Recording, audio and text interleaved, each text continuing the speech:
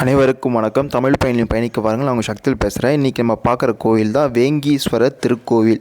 இந்த கோவில் எங்கே இருக்குதுன்னு பார்த்திங்கன்னா சென்னை வடபழனியில் இருக்குது.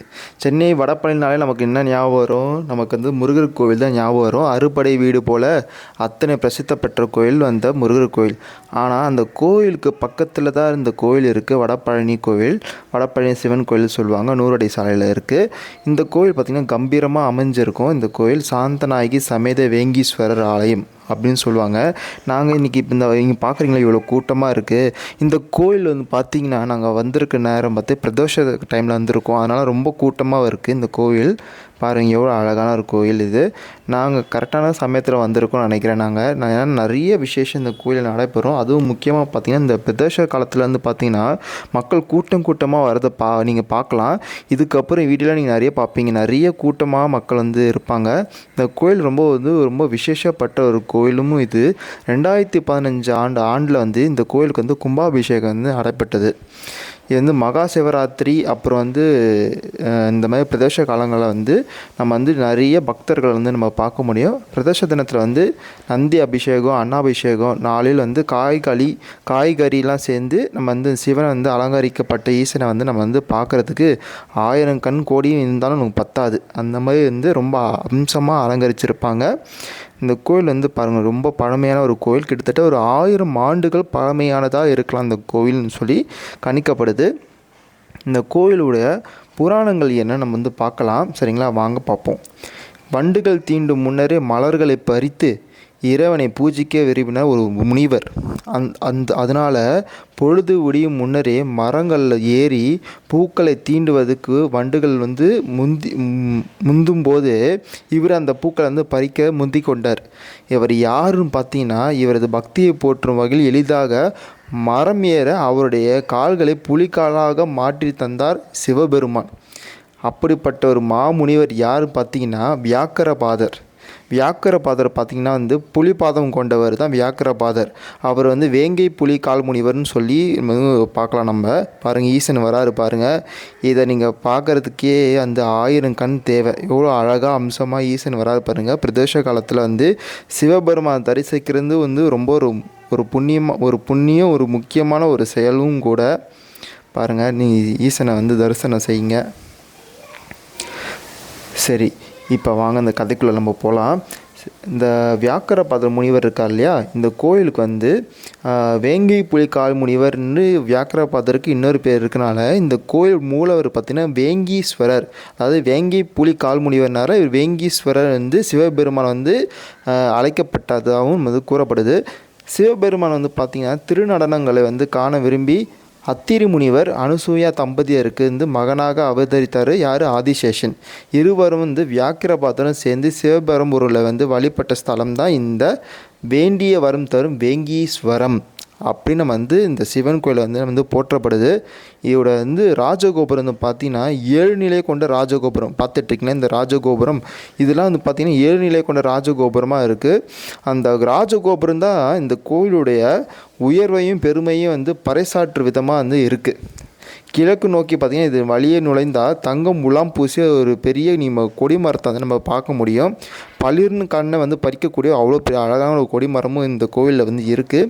அது மட்டும் இல்லாமல் பார்த்திங்கன்னா அழகிய வேலைப்பாடுகளும் நடந்த பலிபீடம், சிறிய மண்டபத்துடன் கூடிய நந்தீஸ்வரர் இவை யாவற்றையுமே அடங்கிய முன் மண்டபமும் இருக்குது. இந்த தூண்கள்லாம் பார்த்திங்கன்னா ரொம்ப அம்சமாகவும் இருக்கும் இந்த கோவில். அப்பேற்பட்ட ஒரு கோவில் தான் வந்து வேங்கீஸ்வரர் கோவில். இந்த கோவிலுடைய தனி சிறப்பு என்னென்னு பார்த்தீங்கன்னா கோவில் வந்து வசீகரிக்கும் அமைப்பு, பக்தி பெருகுன்னு நம்மை பிரமிப்பில் ஆழ்த்துற கருவறை வெளிப்புறம் வெள்ளி நிறத்தில் பளபளக்குது இந்த கோயிலில் வந்து. அது மட்டும் இல்லாமல் அங்கே 5 தலை நாகத்துடன் கூடிய வேங்கீஸ்வரர் வந்து வீட்டிருக்கிறார். அதாவது வேங்கீஸ்வரருக்கு மேலே பார்த்திங்கன்னா 5 தலை நாகம் இருக்கும். அதை பார்க்கவே வந்து வேங்கீஸ்வரர் வந்து ரொம்ப அம்சமாக இருப்பார். நமக்கே உடம்பு வந்து பார்த்திங்கன்னா மெய் சிலுக்க வைக்கும். அந்த மாதிரி ஒரு வேங்கீஸ்வரர் வந்து ரொம்ப அலங்காரம் பண்ணி அம்சமாக வச்சுருப்பாங்க. வேங்கீஸ்வரன் தரிசிச்சுட்டு நீங்கள் வந்து வெளியே வந்தீங்கன்னா தனி கோயில் கொண்டு அமர்ந்திருக்கிறார் யார்? பிள்ளையார். அவரை அடுத்து அந்த அமர்ந்த நிலையில் இருக்கிறாரு தட்சிணாமூர்த்தி குரு பகவான் வந்து இருக்கிறாரு. பாருங்கள் இந்த மண்டபத்தெலாம் பாருங்கள், மண்டபத்தூண்லாம் பாருங்கள், ஒரு மாதிரி வந்து வித்தியாசமாக இருக்கும். இந்த கோவில் வந்து பார்த்திங்கன்னா ஒரு தேர் போல் வந்து ஒரு மண்டபம் வந்து அமைஞ்சிருக்கும். பாருங்கள் இவ்வளோ மக்கள்லாம் வந்து கூட்டமாக இருக்காங்க. பிரதோஷ காலத்தில் நீங்கள் வர்றது வந்து ரொம்ப விசேஷமாக இருக்கும் சிவன் பெருமான் கோயிலுக்கு. இது வந்து வேங்கீஸ்வரர் கோயில் வந்து ஒரு முக்கியமாக இருக்குன்னா, நீங்கள் வந்து வேண்டிய வரங்களை வந்து வேங்கீஸ்வரர் வந்து தருவாருன்ற ஒரு நம்பிக்கையும் இருக்குது. நீங்கள் மனசுக்குள்ளே என்ன வேணாலும் இந்த வேங்கீஸ்வரர் வந்து உங்களுக்கு வந்து கட்டாயம் வழங்குவார். சரிங்களா? யானையின் பின்புற வடிவில் வந்து விமானம் வந்து கட்டப்பட்டிருக்கு இந்த இந்த கோயிலுக்கு. அது வந்து ஒரு தனி சிறப்பாகவும் இருக்குது. பின்புறம் பார்த்திங்கன்னா வந்து நமக்கு வந்து விஷ்ணு பகவானும் இருக்கார். வடக்கு புறம் பார்த்திங்கன்னா நின்ற குளத்தில் வந்து பிரம்மாவும் இருக்கிறாங்க. நம்ம வேங்கீஸ்வரர் வந்து மக்கள் வந்து தாலாட்டு ஆட்டுறாங்க. அதை பார்க்கையிலே வந்து நமக்கு ரொம்ப சந்தோஷமாக இருக்கும். வர மக்கள்லாம் வந்து சுவாமி தரிசனம் செஞ்சு எல்லாருக்கும் இந்த வீடியோ பார்க்குற எல்லாருக்கும் அந்த புண்ணியம் வந்து சேரட்டும். மக்கள் எல்லோரும் நல்லா இருக்கட்டும். அதுதான் நமக்கு ரொம்ப முக்கியம். அதுக்கப்புறம் பார்த்திங்கன்னா இந்த கோயிலை வந்து நிறைய பலன் இருக்குது. இந்த சுப்பிரமணிய சுவாமி இருக்கார், தேவயானோட வந்து காட்சியாக தருகிறார்.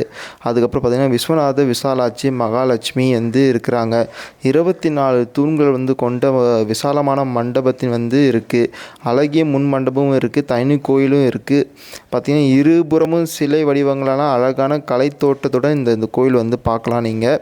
அது மட்டும் இல்லை, இந்த கோயில் வந்து மார்பிள் தரை வந்து இருக்குது. அது ரொம்ப குளுமையாக இருக்கும். பார்த்திங்கனாலே நீங்கள் ரொம்ப இந்த கோயிலுக்கு எல்லோரும் நீங்கள் கட்டாயம் வாங்க, ரொம்ப நல்லது. அதுவும் என்னென்னா இந்த பிரதோஷ காலத்தில் வரனால அது என்ன புண்ணியம் உங்களுக்கு கிடைக்குதுன்றதை நான் கட்டாயம் சொல்லி ஆகணும். இந்த தருணத்தில் புண்ணிய தினங்களான ஆலயங்கள் வழிபடுவது உயர்ந்த பலன் வந்து கட்டாயம் தரும். அதுவும் வந்து பார்த்திங்கன்னா பிரதோஷ காலங்கள் வந்து வல்லமை கொண்டதாக இருக்கும். ஏன்னு பார்த்தீங்கன்னா அந்த பிரதோஷ காலத்தில் ஏன் கட்டாயம் வரணும்னு சொல்கிறேன்னா, பார்க்கடலில் வந்து கடைஞ்ச போது வந்து வாசுகி பாம்பு வந்து வலி தாங்காமல் வந்து ஆழகால விஷயத்தை வந்து கக்குது.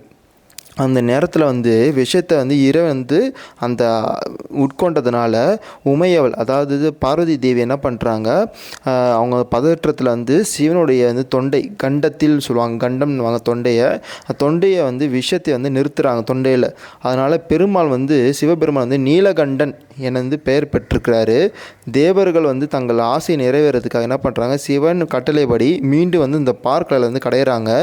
லட்சுமி, ஐராவதம், காமதேனு, கற்பக விருட்சகம், சிந்தாமணி, சூடாமணி, கௌஸ்தபணி முதலியன தோன்றுது. அந்த கடையும் போது லட்சுமி தேவியை வந்து திருமால் வந்து ஏற்றுக்கொண்டார். மற்ற வந்து தேவேந்திர வந்து அவங்க ஏற்றுக்கிறாங்க.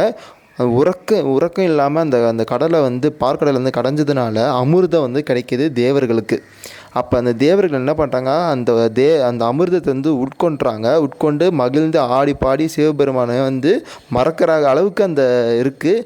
அடுத்த நாள் வந்து என்ன நடக்குது, திரியோதசி அன்று அந்த குற்றத்தை வந்து மன்னித்தருளுமாறு பிரம்மாவும் விஷ்ணு 30 கோடி தேவர்களும் முனிவர்களும் ரிஷிமார்களும் அவங்க வந்து தரிசனத்தில் வந்து ஈடுபடுறாங்க. அந்த நேரத்தில் வந்து நாமளும் சிவனை வழிபட்டால் காலை மதியம் மாலை என முப்பொழுதும் தரிசனம் செய்த அந்த பலன் வந்து நமக்கு வந்து கட்டாயம் கிடைக்கும்.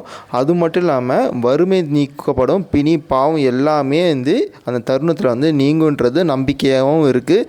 திருமணம் ஆகாதவங்க கட்டாயம் அவங்களுக்கு திருமணம் நடக்கும். அவர் புத்திர பாக்கியம் இல்லாதவங்களுக்கும் கட்டாயம் அந்த குழந்தை பாக்கியம் கிடைக்குன்றது நம்பப்படுது. சனி பிரதோஷம் அப்புறம் வந்து பிரதோஷ நாட்கள் வந்து சிவனை வந்து நீங்கள் வந்து கட்டாயம் வந்து தரிசிக்கணும். ஏன்னா அப்போ வந்து அந்த பறை இசையெல்லாம் அடிக்கும்.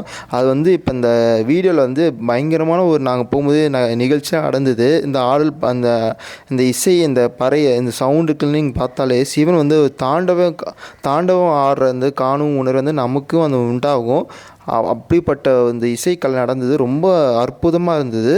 அது இப்போ நான் இந்த வீடியோவில் காணொலியில் போட முடியல. ஏன்னா நான் வந்து இந்த சிவபெருமான் கோயிலை பற்றி நம்ம சொல்கிறதுனால அந்த இசை நடந்ததுலாம் வந்து என்னால் போட முடியாமல் போயிடுச்சு. நீங்கள் பிரதோஷ காலங்களில் வந்து இந்த கோயிலுக்கு நீங்கள் போனீங்கன்னா அந்த இசையோடு நீங்கள் வந்து சிவபெருமான் வந்து கேட்கும்போது ரொம்ப அருமையாக இருக்கும். இந்த கோயில் வந்து அம்மன் சன்னதியில் வந்து பின்புறத்தில் பார்த்திங்கன்னா பைரவரும் இருக்கிறாரு, அரசு வேம்பு மரங்களும் இருக்குது. அது மட்டும் இல்லாமல் தேர் போன்ற பச்சை சலவை கல்லான உயர்ந்த மண்டபத்தில் நவகிரகங்களை நீங்கள் சுற்றி வர்றதுனால உங்களுக்கு ரொம்ப நல்லது. அது மட்டும் இல்லாமல் தனி சன்னதியும் இருக்குது, சனீஸ்வரர் இருக்குது, முனீஸ்வரர் இருக்காங்க, சந்திரையும் நீங்கள் வந்து தரிசிக்க முடியும், மற்றும் சூரியரும் இருக்கார், வீரபத்திரரும் வந்து நம்ம இங்கே வணங்க முடியும். அதனால் வந்து நீங்கள் வந்து இந்த கோயிலுக்கு வந்து கட்டாயம் வாங்க. சிவபெருமான் உங்களை அருளும் ஆசி கட்டாயம் கிடைக்கும். இந்த கோயில் வந்து ரொம்ப அழகான ஒரு கோயில். இது நீங்கள் பார்த்தாலே தெரியும், இது ரொம்ப ஒரு பழமையான கோவில் அப்படின்றது நமக்கு கட்டாயம் நமக்கு தெரியும். இப்போ வந்து கொஞ்சம் சீரமைப்புலாம் பண்ணியிருக்காங்க. நாங்கள் வந்து இது வந்து எத்தனையோ தலைமுறையாகவும் இருக்குது. நாங்கள் சிறு வயதுலேருந்து இந்த கோயிலுக்கு வந்து நான் வந்து போய்கிட்டுருக்கோம். நாங்கள் மட்டும் இல்லை, நிறைய பேர் இந்த வடபழனியில் இருக்க சிவன் கோயில் வந்து நிறைய பேர் போய்கிட்டு இருக்காங்க. ஆனால் நிறைய பேருக்கு இந்த கோயில் தெரியாமல் இருக்கலாம். ஏன்னா வந்து நம்மளுக்கு வடபழனி சொன்னாலே நமக்கு வந்து முருகர் கோயில் தான் நமக்கு எல்லாருக்கும் ஞாபகம் வருது. ஆனால் வந்து வடபழனியில் இவ்வளோ பெரிய சிவபெருமான் கோயில் இருக்குது. அது கிட்டத்தட்ட 1000 ஆண்டுகளுக்கு முந்திய ஒரு கோயில். அது வியாக்கரபாதர் முனிவர் வந்து ஒரு சாதாரண முனிவரே கிடையாது. அவர் வந்து என்னென்னா வந்து அந்த முனிவருக்கு வந்து எப்படின்னா வந்து புலி கைகள் புலி கால்கள் இருக்கும். அது ஏன்னு பார்த்தீங்கன்னா, அந்த முனிவருக்கு வில்வ இலையை வந்து பறித்து சிவனை வந்து பூஜைக்க வந்து விரும்புவார். எதனால் பார்த்தீங்கன்னா, அவர் தந்தை ஒரு நாள் என்ன பண்ணுவார், அவரும் வந்து சிவபக்தர், கோயிலுக்கு வந்து பூஜை செய்வார், சிவ பூஜை செய்வார் அவர். அப்போ ஒரு நாள் அந்த வியாக்கிரபாதர் இருக்கார் இல்லையா, அவர் வந்து கேட்பார், தந்தையே இது மாதிரி வந்து நான் சிவனை வந்து அடையிறதுக்கு நான் என்ன பண்ணணும், தவம் இருக்கணுமா கேட்பார். அப்போ அவர் தந்தை சொல்வார், நீங்கள் சிவனை வந்து அடையணும்னா வந்து நீ தவம் இருக்கக்கூடாது, சிவ பூஜை தான் நீ செய்யணும் அப்படின்னு சொல்லுவார். அப்போ என்ன பண்ணுவார், அந்த வில்வ இலை தான் நான் சிவனுக்கு விசேஷமானது, அதனால வந்து அவர் மரத்தில் ஏற பறிக்கிறதுக்கு கொஞ்சம் சிரமமாக இருக்கும். அப்போ என்ன பண்ணுவார், சிவனை நோக்கி தவம் இருப்பார். எதனால் பார்த்தீங்கன்னா, அந்த மரத்தில் ஏறி பறிக்கிறதுக்கு எனக்கு வந்து புலி கைகளும் புலி கால்களும் எனக்கு தேவைப்படுது, உங்களை நான் எப்பயுமே நான் சிவ பூஜை செஞ்சுக்கிட்டே இருக்கணும், உங்களை வந்து அடையணும்னு சொல்லிட்டு என்ன பண்ணுவார், சிவனை நோக்கி தவம் இருக்கும்போது சிவபெருமான் அவருக்கு வந்து புலி கைகளும் புலி கால்களும் வந்து கொடுத்துருப்பாரு. அதனால் அவருக்கு வந்து இந்த மரத்தில் ஏறி வில்வ இலையெல்லாம் பறிக்கிறதுக்கு அவருக்கு வந்து ரொம்ப எளிமையாக இருக்கனால அவர் வந்து வில்வ இலையெல்லாம் பறித்து சிவ பூஜை செஞ்சு அவர் வந்து சிவனை நோக்கி தியானம் வந்து சிவனே பூஜை செஞ்சு அவர் வந்து சிவனை அடைவார். அதனால தான் அந்த வியாக்கிரபாதர் முனிவர் வந்து ரொம்ப வந்து ஒரு விசேஷமான ஒரு முனிவர், சாதாரண முனிவரும் கிடையாது. ரொம்ப அற்புதமான கதைகள் இதெல்லாம் வந்து நம்ம வந்து புராணங்கள் வந்து நம்ம தமிழ் கடவுளான ஆதி தமிழ் கடவுள் சிவபெருமான், நம்ம தமிழ் கடவுள் அவர். அப்படிப்பட்ட நம்ம சிவபெருமான் கோயிலுக்கு வந்து நம்ம வந்து வர்றது ரொம்ப வந்து விசேஷமாக இருக்கும். இந்த கலை நிகழ்ச்சி வந்து ரொம்ப நல்லாயிருக்கும். நீங்கள் பார்த்துட்ருக்கீங்களா, இது இந்த கலை நிகழ்ச்சி ரொம்ப நல்லாயிருக்கும். ஆனால் என்னால் காணொலியில் போட முடியாமல் போயிடுச்சு. நீங்கள் வந்து நேர்லேயே நீங்கள் சென்று நீங்கள் பார்க்கலாம். இந்த மாதிரி கலை நிகழ்ச்சி ஒவ்வொரு பிரதேச காலங்கள்லேயும் இதுமாதிரி நடைபெறும். கட்டாயம் நீங்கள் வந்து சிவபெருமானை போய் தரிசனம் செய்யுங்க. உங்களுக்கு ஏற்பட்ட எல்லா கடன்கள், பிரச்சனைகள், பாவம் எல்லாமே வந்து கட்டாயம் சிவபெருமான் ரொம்ப அம்சமாக இருந்தார். நாங்கள் போன தருணத்தில் வந்து மக்கள் எல்லாருமே வந்து கூட்டமாக மக்கள் சிவபெருமானை வந்து தரிசனம் செஞ்சாங்க. அது மட்டும் இல்லாமல் முக்கியமாக ஒன்று சொல்லி ஆகணும், கருவறையில் இருக்க சிவபெருமான் வந்து ரொம்ப அழகான அம்சமாக அலங்கரிக்கப்பட்டிருக்காரு. ரொம்ப பார்க்கவே ரொம்ப சந்தோஷமாக இருக்கும். நீங்கள் கூட்டம்லாம் இல்லை, எனக்கு வந்து சிவனை வந்து நல்லா தரிசனம் பண்ணிட்டுருக்கலாம், நீங்கள் பிரதோஷ காலங்களில் போனால் உங்களுக்கு சிறப்பு.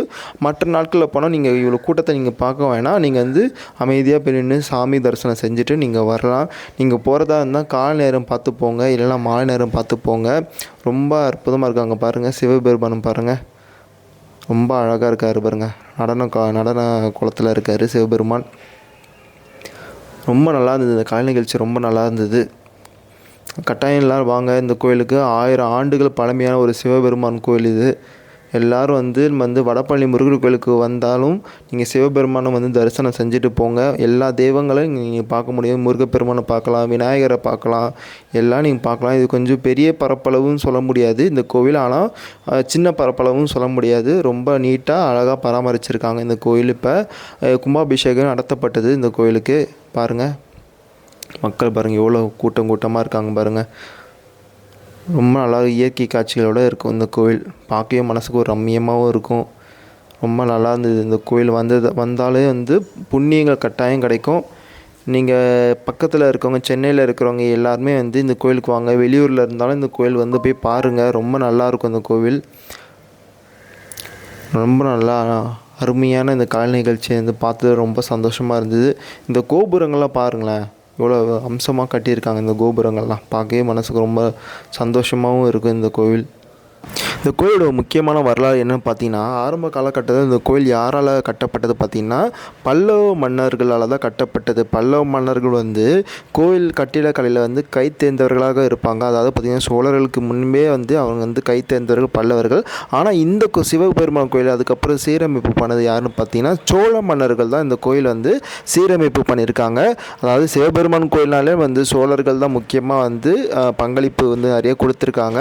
இது மாதிரி தமிழ் பயணி வந்து காணொலியிலேருந்து பார்க்குறதுக்கு நீங்கள் வந்து சப்ஸ்கிரைப் செஞ்சு இந்த வீடியோ காணொலியில் எல்லோரும் பாருங்கள். எல்லா மக்கள்கிட்டையும் இதை கொண்டு போய் சேர்க்குற வந்து பொறுப்பை வந்து உங்கள்கிட்ட ஒப்படைக்கிறேன். அடுத்த தமிழ் பயணி காணொலியில் இன்னொரு வீடியோ வந்து பார்க்கலாம். சரிங்களா? அது வரைக்கும் உங்களோட விடைபெறுவது உங்கள் சக்தியோ. நன்றி, வணக்கம்.